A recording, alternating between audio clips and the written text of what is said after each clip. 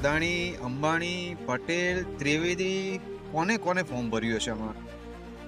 અરે હા, આજે હું તમને એક એવી ગવર્મેન્ટ પ્લાનિંગ બતાવવા જઈ રહ્યો છું જે કદાચ હજુ પ્રોજેક્ટ નથી, પણ જો સફળ થાય ને તો ગુજરાતના કેટલાક કોસ્ટલ વિસ્તારોનો ડેવલપમેન્ટ પ્લાનિંગ બદલી શકે છે. આ અપડેટ ઉપર ખાસ ધ્યાન આપજો, કારણ કે આજનો નિર્ણય છે ને આગામી 15 વર્ષમાં કરોડો રૂપિયાની જમીનની દિશા બદલી શકે છે. અને હજુ પણ 95% લોકો આ ન્યૂઝને માત્ર હેડલાઇન સમજી રહ્યા છે. મિત્રો, રિયલ એસ્ટેટમાં સૌથી મોંઘી વસ્તુ જમીન નથી, ઇન્ફોર્મેશન છે. કારણ કે જ્યારે સામાન્ય લોકો ખાલી ન્યૂઝ વાંચે છે ને, ત્યારે સ્માર્ટ ઇન્વેસ્ટર શું કરે છે? ગવર્મેન્ટ પ્લાનિંગને વાંચે છે. હવે સાંભળો, ગુજરાત મેરીટાઈમ બોર્ડે 6 નવા ગ્રીનફિલ્ડ પોર્ટ માટે એક્સપ્રેશન ઓફ ઇન્ટરેસ્ટ એટલે કે EOI બહાર પાડ્યું છે.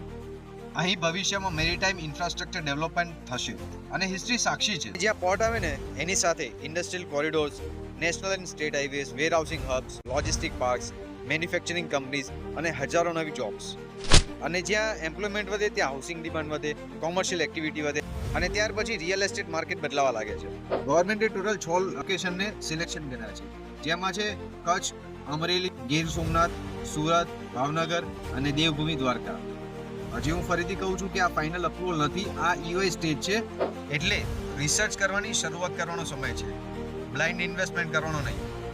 રિયલ એસ્ટેટમાં બોસ છે ને, પૈસા જમીન ખરીદવાથી નથી બનતા. પૈસા ત્યારે બને છે જ્યારે તમે ગવર્મેન્ટ પ્લાનિંગને માર્કેટ કરતા વહેલા સમજી જાઓ. જો એક તમે ઇન્વેસ્ટર જો ને તો આ સિગ્નલ સમજી ગયા હશો. આ 6 લોકેશનની એક રિસર્ચ એનાલિસિસ રિપોર્ટ હું નેક્સ્ટ વિડીયોમાં શેર કરીશ.